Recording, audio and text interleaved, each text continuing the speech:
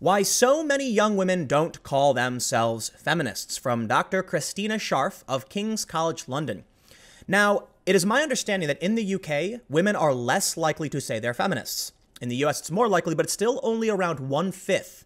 I believe it's 1/5 of women in both places. Let's read a little bit of the story, and then I'm going to tell you why I would never use the term feminist. And, we'll get into some general criticisms, I suppose. In recent years, feminist movements have attracted significant attention in Europe and North America, so why do so many young women still say they do not identify with the term? Fewer than 1 in 5 young women would call themselves a feminist, polling in the UK and US suggests. Okay, so it's both. That's interesting. That might come as a surprise, as feminism, the advocacy of women's rights on the grounds of equality of the sexes, has been in the spotlight lately. But there's your first problem. Because one of the reasons people won't identify as a feminist is that it's not viewed as a fight for equality. Now, I've talked to feminists who have asked me, are you a feminist? And I've said, no. And they say, why not? Don't you believe in equality? And I say, I do, but wouldn't that be defined as egalitarianism, not feminism? They say things like men's issues are feminist issues. They say, issue X is a feminist issue. It's like, well, no. You can't just claim everything is a fault of the patriarchy, therefore it's all going to be a feminist issue. One of the biggest criticisms for the term feminist is that you actually don't see the bulk of mainstream feminists arguing for women to work on oil rigs. You don't see them arguing to be janitors or to work in sewers. You see them arguing for really nice, high-paying, top-level jobs. That's fine. Please advocate for bettering your community or your identity group. I have no problem with that. But don't expect me to promote or identify with your label when you don't believe in true balance and equality. And that's the thing. They don't believe in equality. And I'm not trying to be disrespectful. I mean, they believe in equity, right? Equity means that some groups are more deserving than others. Yeah, I don't agree with that, right? I understand that there's uneven hands. I understand life isn't fair, but that's the truth. Life isn't fair. And there's nothing you can do to change that. You can't. Some people are taller. Some people can play look, if you're tall, great, you can play basketball. If you're too short, you're gonna have a harder time. There have been some people who have overcome strides. Muggsy Bogues, for instance, he was really short, my understanding, and he was one of the best players. I don't know a lot about basketball, but I know that he was able to play, and it was a big advantage. But there are some things that are just not going to be fair. Now, there are certainly things that I think are wrong and we should get rid of, like racism. But what are we going to have? Heightism? We have sizeism now? Come on, man. At a certain point, you got to realize you've been dealt a hand, figure out how to play it. But let's read on. A day after the inauguration of U.S. President Donald Trump, millions around the world joined the 2017 Women's March. A key aim was to highlight women's rights, which many believed to be under threat. And also, it got millions of women to march behind overt anti-Semites who organized the rally. Actually ousted a Jewish woman before they got started.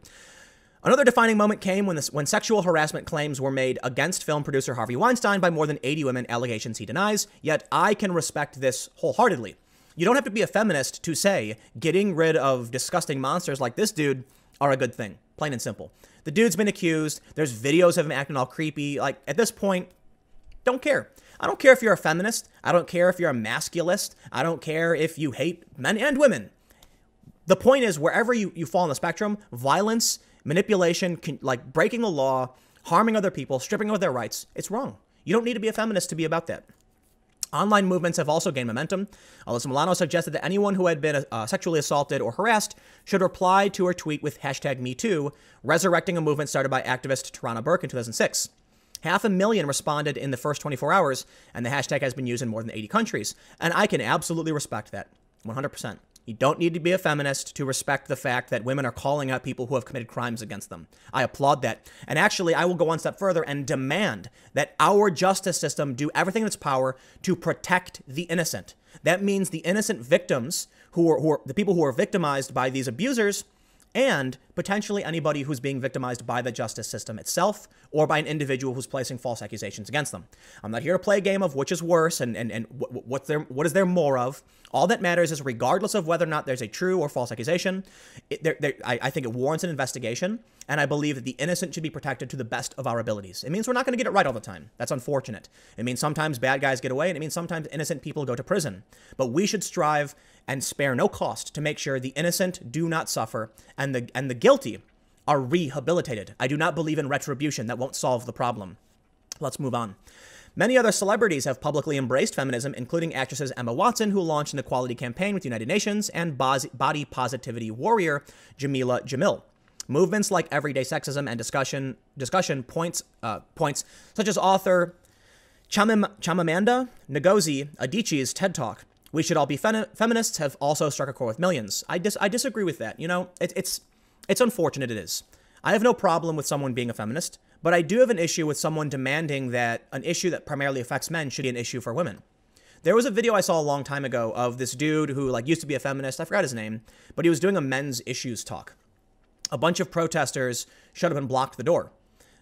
Whoever was filming interviewed one of the guys who tried going to the event, and he said that his friend had killed himself and he didn't understand why, and he was hoping that would be addressed.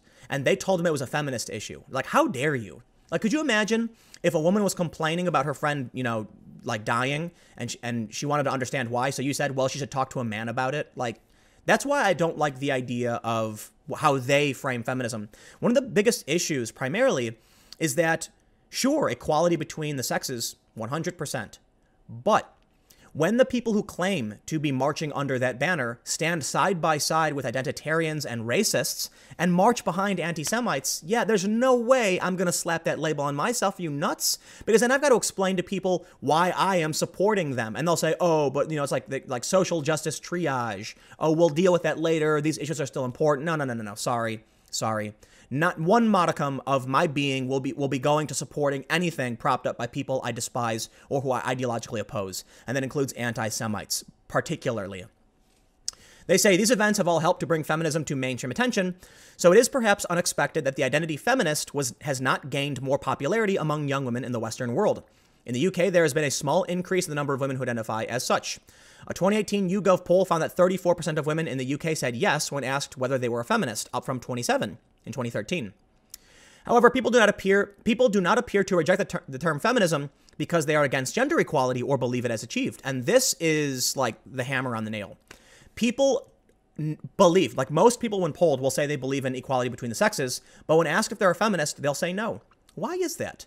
It's almost like most people don't want to be associated with a negative portrayal of a fight for equality. It's like most people actually understand there are nasty people at the forefront of what this movement purports to be, and they don't want to be associated with that. And I can truly understand that.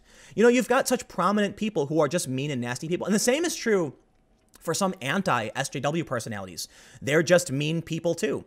I don't want to be associated with them or anybody else. I think we can go about being respectful and honest and peaceful and bringing about positive change by being nice, understanding, communicating, and firm.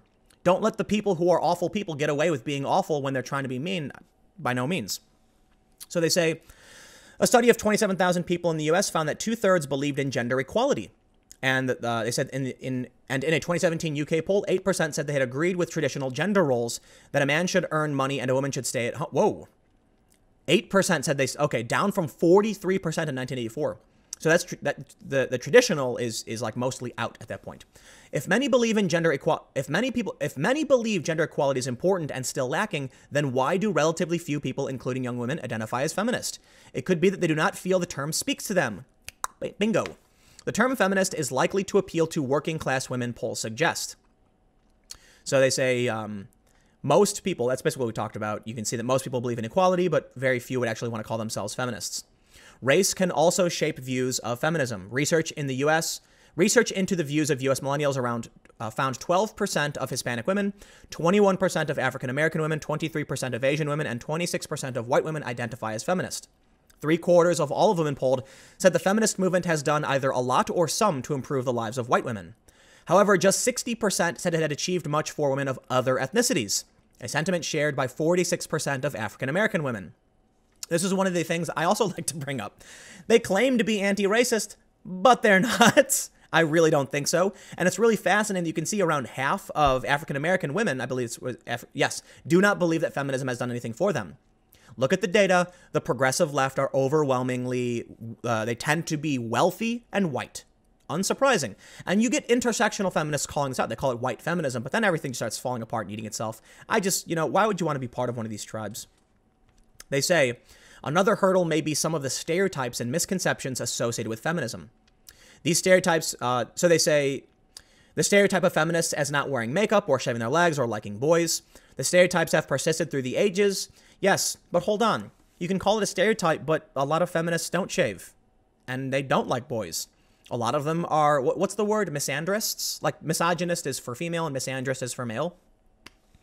So basically they go on to say, arguably as a society, we should do more to challenge narrowly defined expectations of how women should look and act. I agree with that. Working harder to make this movement more inclusive could mean that feminism speaks to the experiences and concerns of diverse groups of women.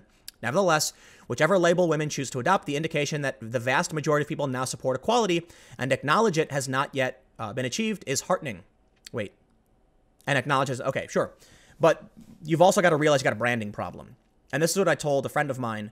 No matter what you think of the term feminist or the group or the movement, you have to recognize that a ton of people despise it for various reasons. And by putting that label on yourself, you immediately put yourself at odds with the other group you need to convince. So it's just not worth doing. It's not worth doing for any group. But anyway, we'll end here. You can follow me on Minds at Timcast. We're going to be building out this newsroom. New videos every day at 4 p.m. I will see you guys tomorrow, 10 a.m., 1 p.m., 4 p.m. on my main channel, and then 6 p.m. here. Take care.